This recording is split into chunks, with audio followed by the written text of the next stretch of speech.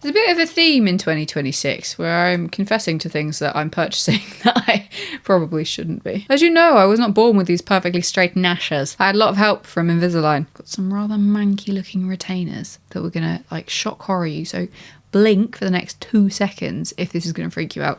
I have a couple of tips and tricks to make my retainers usable, and you wouldn't necessarily think that because they are a horrible yellow colour, but that's because they're really old, because it's the same one that I've been using for a really long time because my teeth are straight now. Again, if you've seen the Invisalign video, they're straight. My jaw alignment's not perfect, but I wasn't going to spend $18,000 for jaw surgery, which is quite extreme. Let's not go into that again. I've just come back from dentist, and the dentist and hygienist said that they were very impressed with the state of my teeth, which is really nice to hear. They also gave me a bit of a clean, so... long may it last. This is another one of those videos where I explain why I have made a poor purchasing choice, and that's fine. But also, if you're in a similar position to me, or you have teeth, then because I have basically been told by my dentist and hygienist that I'm a freaking genius, then I figured I'd pass it on because dentists are scary. If you can help yourself, then please do. I'm going to tell you a dental secret, and you know, because I like to throw in a little bit of family law and, I don't know, justification of why I'm a genius. My grandma was a dentist in the 40s, which is amazing because, like, no woman was a dentist in the 40s apart from my grandma. So basically, genetically, I'm a tooth genius, apart from the fact that I didn't know how to brush my teeth when I was younger, and my teeth have suffered for it. Also, incidentally, quite scared of the dentist. I know a lot of people are scared of the dentist, but if I'm not in control, I genuinely start to shake, and it's not very nice. I had a bit of a nasty experience when I was a child where they did a filling, didn't put enough anaesthetic in. It was... yeah. But getting over that fear as an adult, I went to an amazing dentist who basically just taught me through everything and made me feel like I was more in control.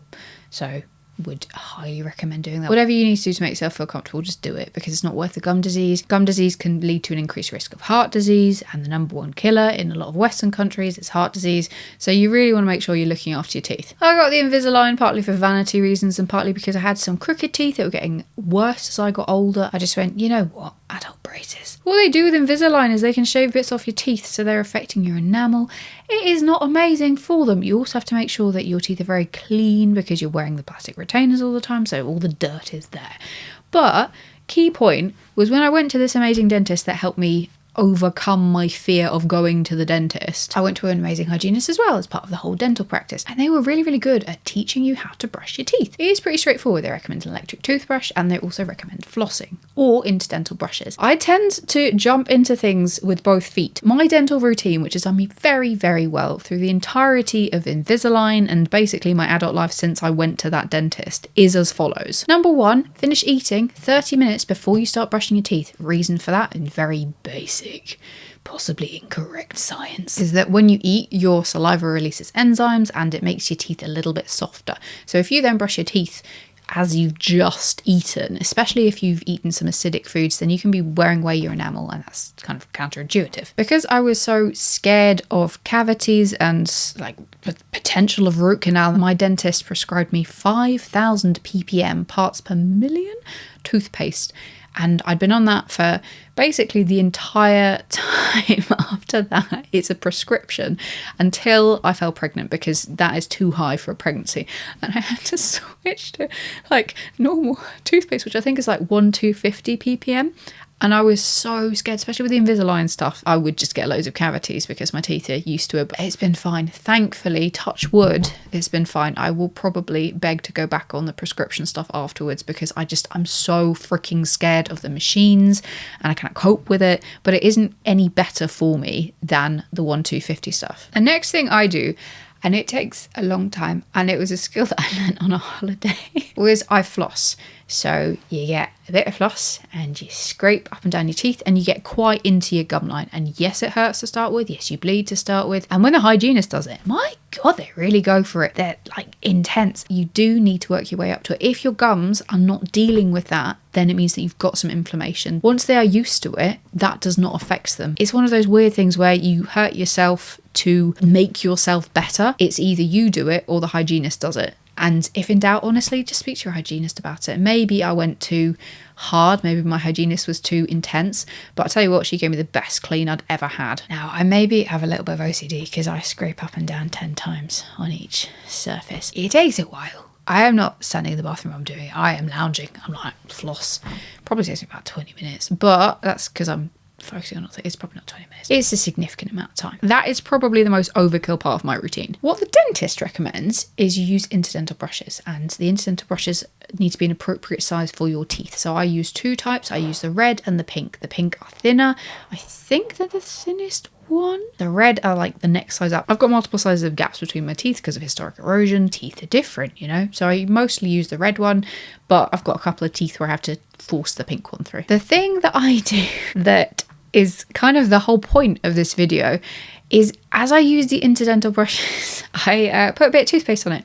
Now, the reason that we do in between the teeth at all is because that's 40% of your tooth surface. So if you just brush your teeth, you are not getting 40% of your teeth. So no wonder you've got freaking cavities, because you're not brushing 40%. That blew my mind, because when I was younger, nobody told me that. That was not a thing. It was just like, oh yeah, floss. But it wasn't like, hey, maybe if you use this little interdental toothbrush and stab it between your teeth, that's a good thing to do. Nobody had said to me, put some toothpaste on the interdental brushes, until I went to the dentist literally the other day and I said, look, this is my routine. And they went, fantastic, this is what we recommend. We recommend you put a little bit of toothpaste on it. So I think every dentist is different. These things just evolve over time. But just do that. Get that toothpaste in between your teeth. So I have not eaten a floss. I do the interdentals with the toothpaste. That does not take long at all.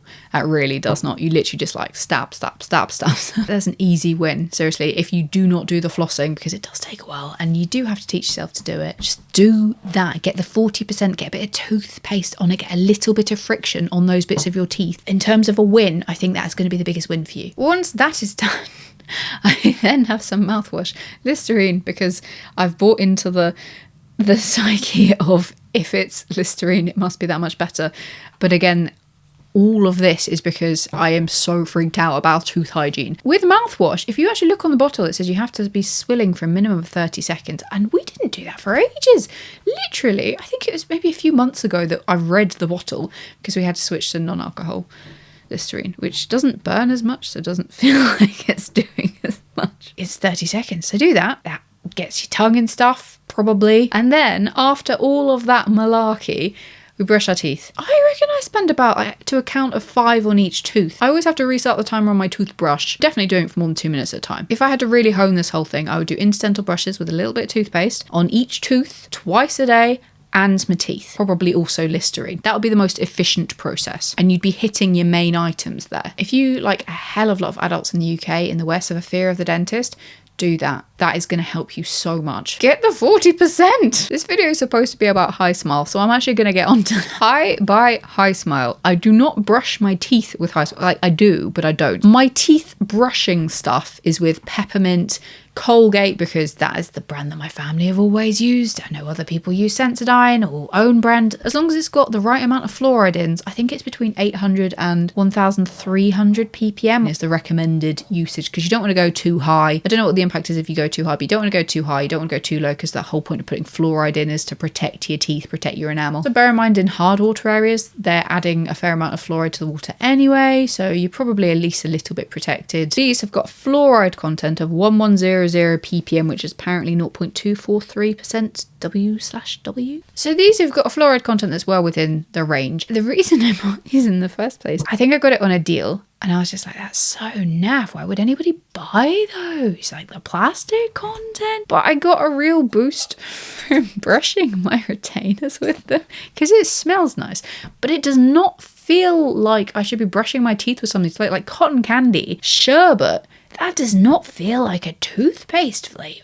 Like, they're putting so many additives in it in order to make it be like that. It feels so wrong. Clean mouth to me is peppermint, and it has and always will be peppermint.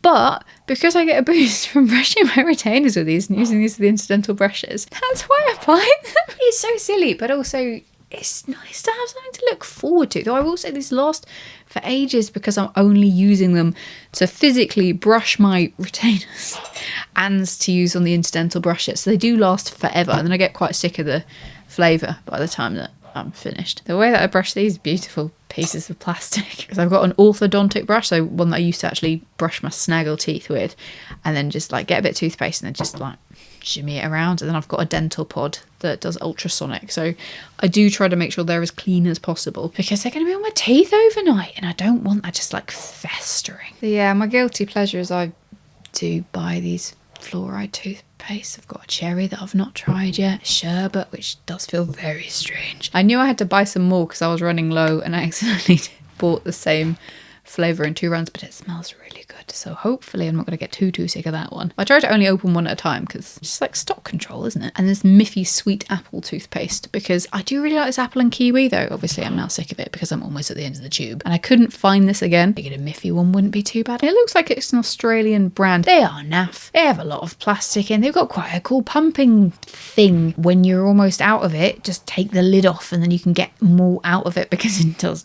not finish the tube. And I have also tried refilling these with other toothpaste because it's quite convenient, like pump, but it's no more convenient than a normal toothpaste tube, to be honest. Just a bit of fun in an otherwise slightly boring daily activity. Literally just twist it so it kind of pulls like a little inner bit up. It's quite cool. Like the way they've done it is really cool, but it's also really easy to just like get your toothbrush in there and get the last bits out. The other thing I do is I wait until these are on offer because RRP, they're like £9, which for some random flavours that I do not trust around my teeth because clean to me is peppermint, it's just not okay. I first bought them when they were on offer because obviously no brand trust or anything. I then wait until they're on offer and stock up, which is why I have a few in the back catalogue. So that's kind of my shameful story of HiSmile.